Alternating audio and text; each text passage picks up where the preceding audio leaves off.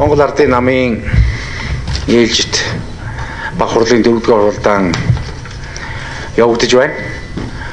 Энэ удаагийн ээлжид уралдаанаараа бид Монгол Ардын намаас Улсын их хурлын 2012 оны сонгуульд дэвшүүлэн оролцох мөрийн хөтөлбөрөөр намын гишүүд, Бах хурлын гишүүд мөн одоо өргөдсөн бүрэлдэхүүнээрээ хилэлцэн баталж байна. Энэ удаагийн мөрийн хөтөлбөрөөр бид Монгол Ардын намын мянган гишүүд мөн Монголын ард түмний нийт иргэдийнхаа бодол санаа түүний оролцоон дээр тулгуурлаж өмнөх Бах хурлаараа баталсан ард түмний хөгжлийн хөтөлбөр дээр үндэслэж 2012-оос 16 он сонгуульд оролцох мөрийн хөтөлбөрөөр боловсруулж хэлэлцэн баталж байна.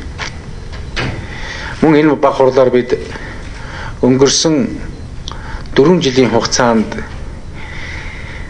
Монгол Ардын нам 2008 оны сонгуульд орохдоо дэвшүүлсэн мөрийн хөтөлбөрийнхаа биелэлтийг намын Бах хуралдаа бас дүнгийн тайлагналаа.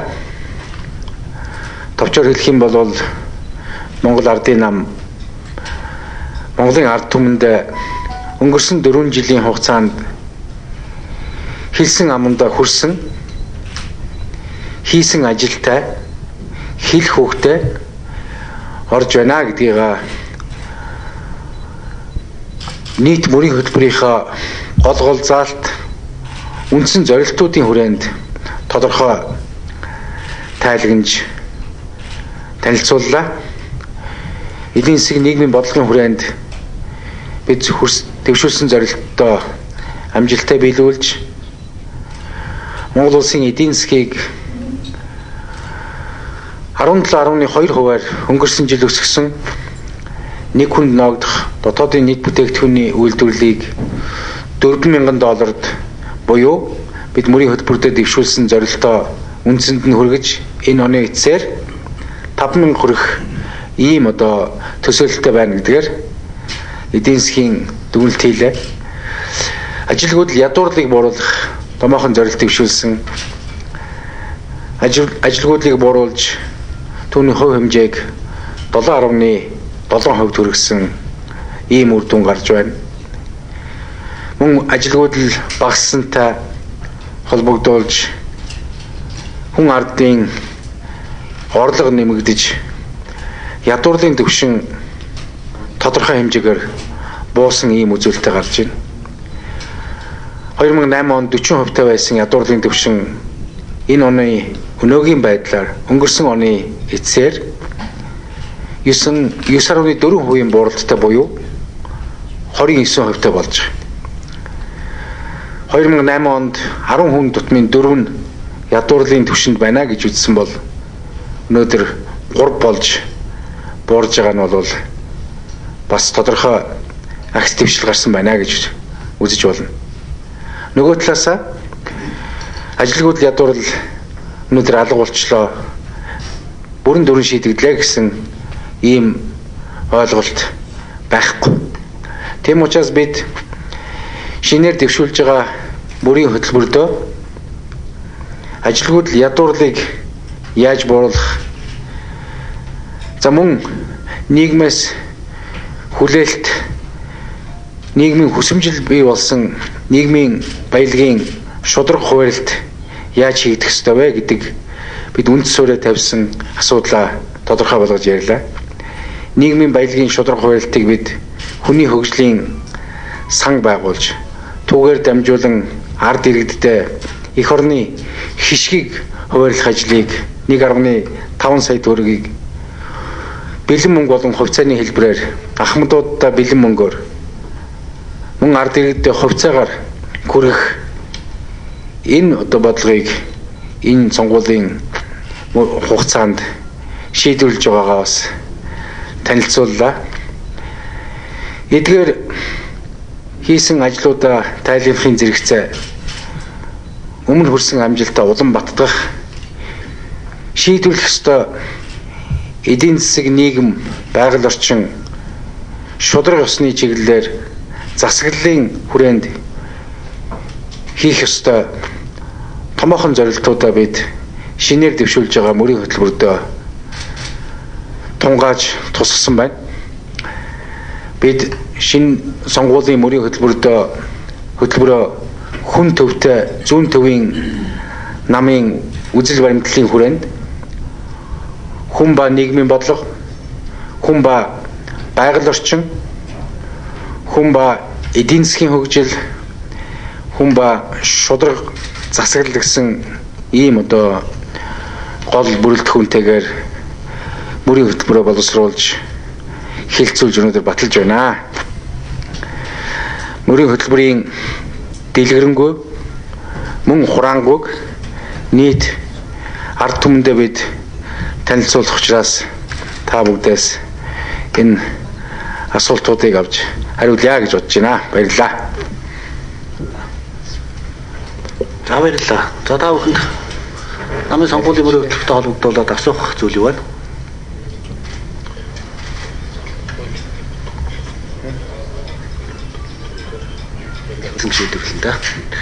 Монцомэ мөрийн хөтөлбөр тусгацсан зүйлүүдээс зарим нэгийг дурдж болох уу?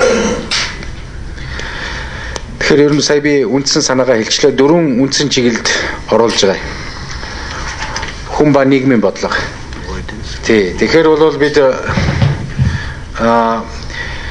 хүн ба нийгмийн бодлогын хүрээнд ер нь бид өмнө хэрэгжүүлж ирсэн бодлогоо улам баталгаажуулах. Тэр дотор тухайлбал нийгмийн баялагын шударга хуваарлтын хүрээнд иргэн бүрээ ажилтай, орлоготой болгох чиглэлээр тодорхой асуудлыг тусгаж байгаа. Тухайлах юм бол бид иргэнийхээ ард иргэдийнхээ хөдөлмөрлөх энэ сэтгэл зүтгэлийг урамшуулах энэ тогтолцоог хөдөлмөрийн бүтээмж, үнэлэмжийг сайжруулах тухай асуудлыг бол энд нэлээд тодорхой оруулж байгаа. Энэ агуулгаар бид өнгөрсөн сонгуулийн мөрийн хөтөлбөрийн хугацаанд цалин хөлсийг 2008 оныхтой харьцуулах юм бол 2 дахин дунджаар нэмэгдүүлсэн бол түүнийг инфляцийн өсөлттэй уялдуулж тогтмол нэмэх дунджаар 1.3 сая төгрөг хүртэл нэмэгдүүлэх ийм тооцоог хийж оруулж байгаа. Мөн иргэдтэй баялагын хуваарлтыг оновчтой хуваарлах, хүний хөгжил сангаар дамжуулж хуваарлах энэ асуудлыг бас бодиттой судалгаа тооцоотойгоор оруулж байгаа. Энэ бүх тооцоо судалгаа маань өнөөдөр хэлэлцүүлсэн мөрийн хөтөлбөр маань үндэсний аудитын газраар дүгнэгдээд ингээд баталгаажих учраас үүний дараа албан ёсоор бид бүх тооцоо судалгаануудыг өгөх зүйтэй гэж ингэж үзэж байна.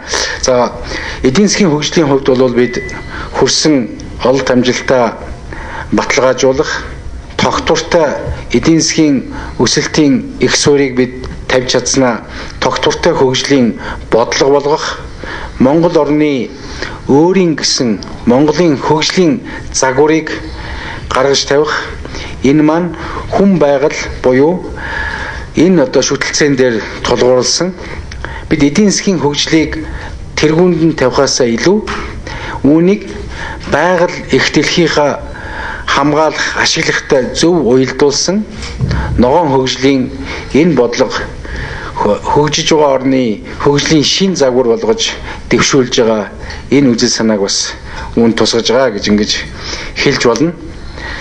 За бидний хувьд онцгойлж дэвшүүл тавьж байгаа бас нэг зүйл бол нийгмийн шударга ёсны хүсэмжлэлийг манай нам маш тодорхой илэрхийлж түүнийг тогтоох ёстой гэж үзэж байгаа. Нэгвэр хэлэх юм бол манай намаас дэвшүүлж байгаа мөрийн хөтөлбөрийн цөм нь бол иргэндээ илүү боломжийг олгосон, нийгэмдээ шударга ёсыг тогтоохын төлөө агуулгатай мөрийн хөтөлбөр дэвшигдэж байгаа болно.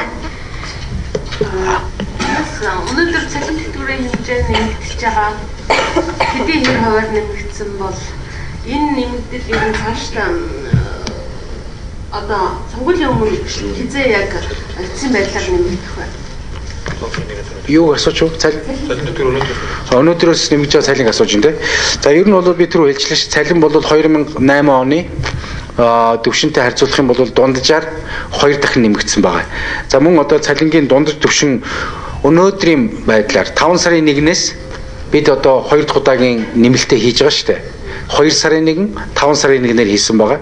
Тэгээд 5 сарын 1-ээс эхлээд өнөөдөр Монгол улсад цалингийн дундаж төвшин бол 630 мянган төгрөг төрж байна. Тэтгэврийн дундаж төвшин 224 мянган төгрөг төрж байна. Парламентын сувг 2 асуултаа.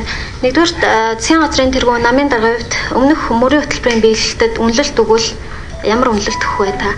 Хоёрдугаар улсын их хурлд Монгол Ардын намаас нэр дэвшиж сонгогдсон 4 гишүүнийг намаасаа гарч байгаа энэ үйл ажиллагааг та юу гэж үзэж байна? За өмнөх мөрийн хөтөлбөрийн талаар би түрүүн хэлсэн үгэндээ нэлээд тодорхой хэлчлээ. Бид Монгол улсын хөгжил тэр хөгжил эдийн засгийн өсөлт маань хүндээ очих ёстой. Эдийн засгийн өсөлтийг бид 2 дахин одоо нэмэгдүүлнэ. Дотоодын нийт бүтээгдэхүүний үйлдвэрлэлийг 2012 оны байдлаар 5,000 төгрөгнэ гэсэн ийм зорилт тавьсан. Ажилгүйд ядуурлыг бууруулна гэсэн зорилтууд дэвшүүлсэн. Эдийн засгийн өсрөнгөө хөгжлийн суурийг тавина гэсэн ийм зорилт дэвшүүлсэн. Нийгмийн бодлогын хүрээнд нийгмийн баялагын шударга хуваарлтын их үндэс суурийг тавина гэж дэвшүүлсэн. Эдийн засгийн тогтвортой хөгжлийн суурийг тавина гэж дэвшүүлсэн. Энэ чиглэлээр бид одоо үндсэндээ тодорхой зорилт дэвшүүлсэнийг хангаж биелүүлсэн гэдэг талаар би сая маш тодорхой мэдээлэл хийсэн байгаа. Эрх зүйн орчныг бүрдүүлэх чиглэлээр одоо гол ажлууд үндсэндээ хийгдсэн байгаа.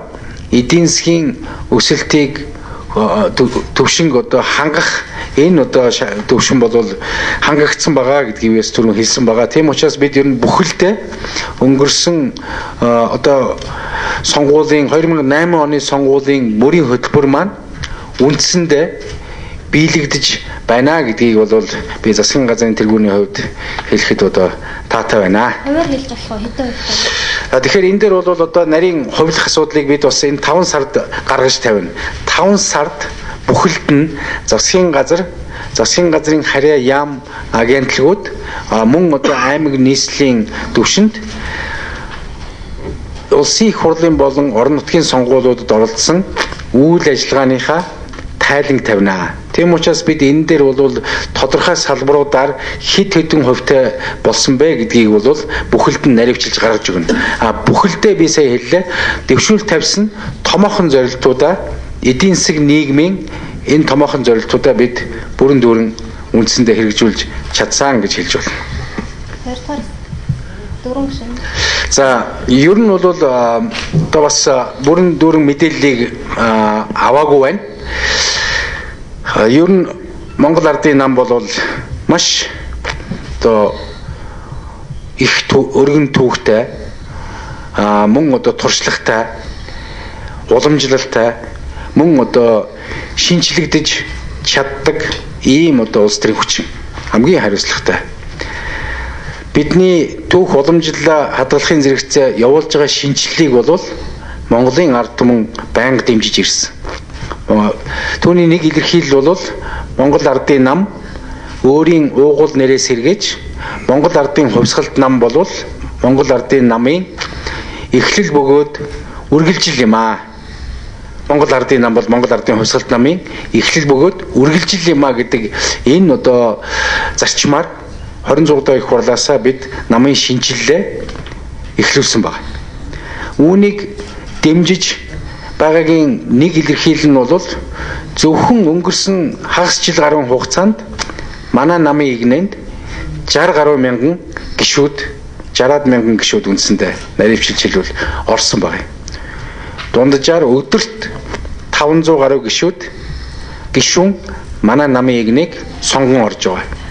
Харин гарч байгаа гишүүдийн тоог ярих юм бол туйлын энэ хугацаанд бага 200 гаруй гишүүн гарсан гэсэн ийм одоо тайлан мэдээ байгаа. Манай намын анхан шатны байгууллагуудын хүрээнд 276 манай намын ерөнхий дарга тодтогч хэлж өгч байна 276 гишүүн. Түүний дотор зарим их хурлын гишүүд тухайлбал нэр бүхий 2 гишүүн гарсан гэдэг ийм одоо мэдээлэл бидэнд байгаа. Мөн одоо 2 гишүүн нэмж гарах магадaltaй гэж ингэж бол яригдж байгаа. Тэгэхээр бид бол 4 гишүүн гарна гэдэг асуудал, за мөн 60 мянган гишүүн орж байгаа асуудал гэдэг энэ бол бас нэг илэрхийлэл болж байгаа гэж үзэж байна. Монгол Ардын нам би түрүүн хэлсэн уламжлалаа хадгалахын зэрэгцээ хамгийн сайн шинжлэгдэж чадаж байгаа, хамгийн